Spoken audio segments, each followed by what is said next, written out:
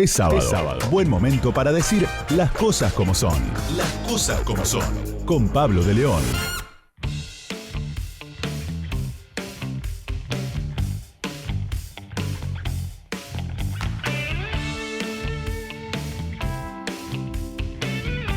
Muy bien, seguimos haciendo las cosas como son en esta tarde de sábado. Y Pampa, yo te quiero preguntar, ¿cómo te llevas con los podcasts? ¿Escuchas podcast? No.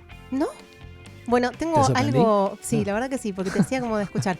Es un mundo bastante nuevo, hay bastante cosas, bueno, a nivel local está empezando a ver como un florecimiento, voy a decir esa palabra, de podcast locales. Y hay uno que escuché últimamente que me encantó, a mí que me gustan los discos de vinilo. Exacto. Que se llama Cómo conseguir discos.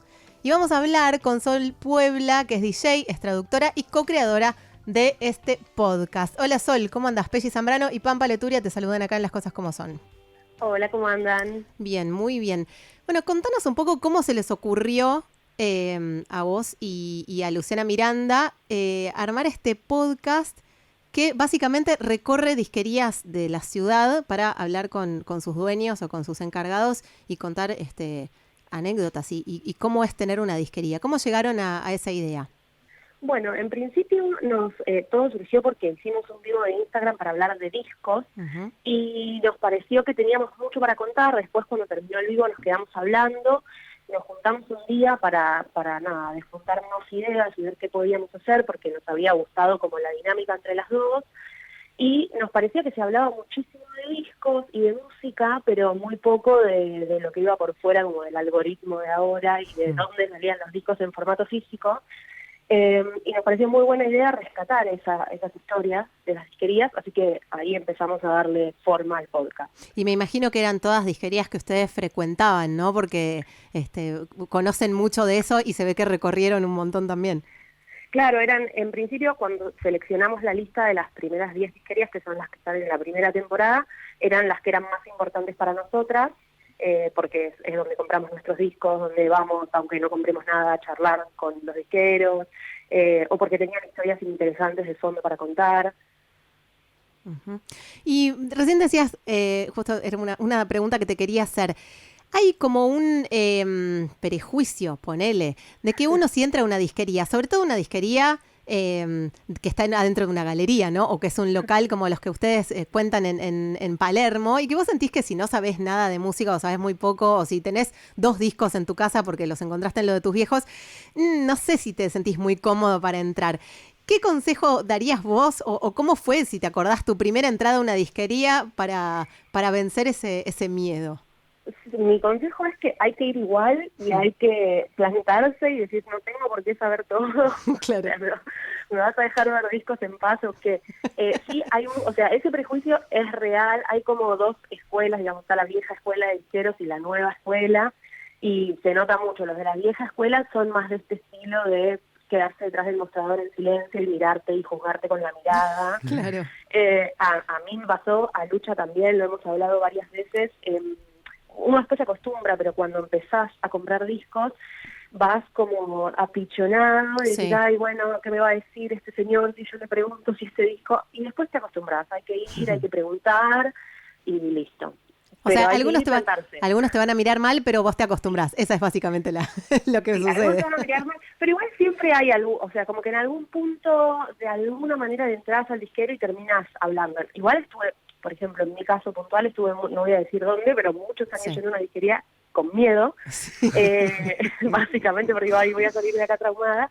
Y después un día después de muchos años, pude tener una charla y fue como, esta es otra persona, no puedo creer que le tuve miedo tanto tiempo a este señor.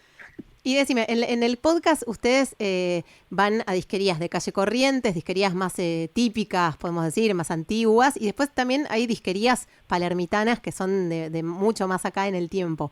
A vos particularmente, ¿cuál te gusta más?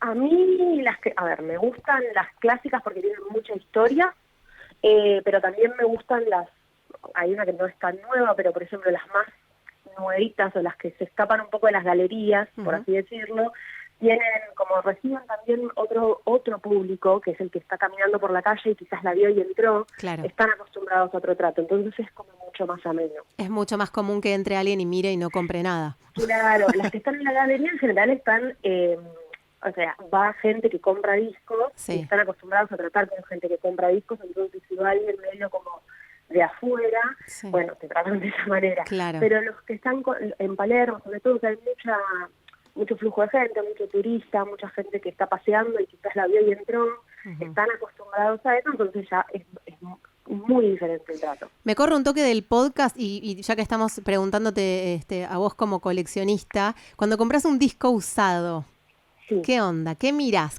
O sea, o te pesa la mirada del disquero, tipo, me estás revisando la mercadería, o vas y buscas qué? ¿Qué te fijas? No, la verdad es que, a veces, antes me pesaba, por eso te decía, es cuestión de acostumbrarte y plantarte y saber Sí. que uno está gastando plata en algo, entonces si me vas a mirar, igual yo te voy a dejar un montón de pesos acá, así Claro. que voy a tomarme el tiempo de mirar el disco. Lo que miro con los usados primero es cómo está el disco en sí, el vinilo, si está rayado, si está muy manchado, si tiene hongos, si pienso que limpiándolo puede sonar bien o no. Todo eso lo miro y después si el disco está bien, miro la tapa, el insert, porque muchos no tienen el insert original, entonces Sí. le ponen uno genérico blanco, quizás la tapa está rota, como que evalúo todas esas cosas. Bien, vuelvo al podcast. Hay un capítulo que está muy bueno, tengo que decir, pero que fue como, me parece, el más áspero para ustedes, que es el de Hugo Latorre, el de El Gallo Cantor. ¿Qué onda? ¿Qué pasó con Hugo?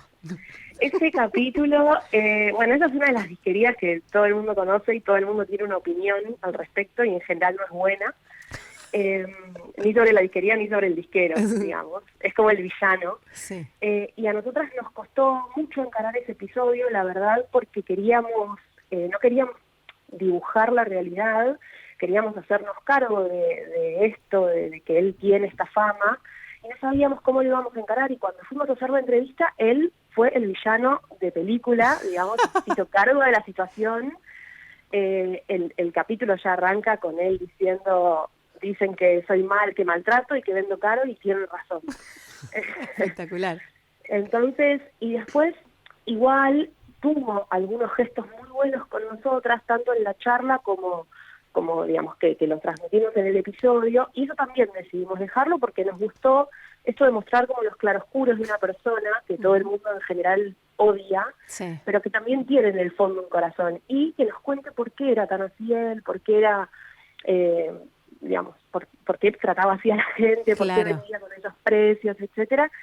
Y creo, nos pareció que fue de los que más nos costó encarar realmente. Pero uno de los que mejor quedó también, es El muy bueno. resultado quedó, sí, quedamos muy conformes con el resultado, la verdad Sí. es que estábamos muy contentas las dos. No, y además está bueno el podcast, repetimos, estamos hablando con Sol Puebla, que es co-creadora del podcast Cómo conseguir discos. Y está muy bueno que van contando historias, no solo de cómo venden los discos, los que los venden, sino las historias personales a veces, ¿no? No sé, bueno, el capítulo de Alfredo Rosso, por supuesto, es imperdible, pero después también tenés la historia del que dejó todo para ponerse una disquería, del que le cuesta un montón, ¿no? Está bueno que haya como ese abanico. Y también le puede servir a alguno que todos en algún momento tuvimos el sueño de tener una disquería y ahí decís, bueno, para, la realidad, ¿no es cierto? Claro, a nosotros nos gustaba nosotros partimos desde el deseo de coleccionistas, que todos en algún punto soñamos con dedicarnos a los discos. Total. Y vivir de los discos, y está bueno, como analizando toda la primera temporada, lo que está bueno es que se muestra también esto que decías vos, el que dejó todo, el que empezó muy joven, el que dejó todo de grande y empezó de grande, Sí. cómo fue ponerse una disquería siendo mujer, en el caso de Andrea de Hoy Mortales, o Sí. sea, como que analizamos un montón de aristas de la misma cuestión, que es la disquería, y todas las disquerías personales son súper distintas, pero parten de la misma pasión. Totalmente. Por lo que estuviste diciendo, nombraste mucho temporada 1, o sea que intuyo que habrá una temporada 2. Estamos trabajando en eso, sí, habrá una temporada 2, estamos trabajando en este momento. Muy bien. Es que quedaron muchas historias para contar. Bueno, me encanta que así sea. Sol, te agradecemos muchísimo estos minutos con las cosas como son. Los invitamos a todos a escuchar el podcast Cómo conseguir discos, si sos coleccionista y si no, también. Muchas gracias, Sol, por estos minutos. Bueno, gracias a ustedes. Un beso grande.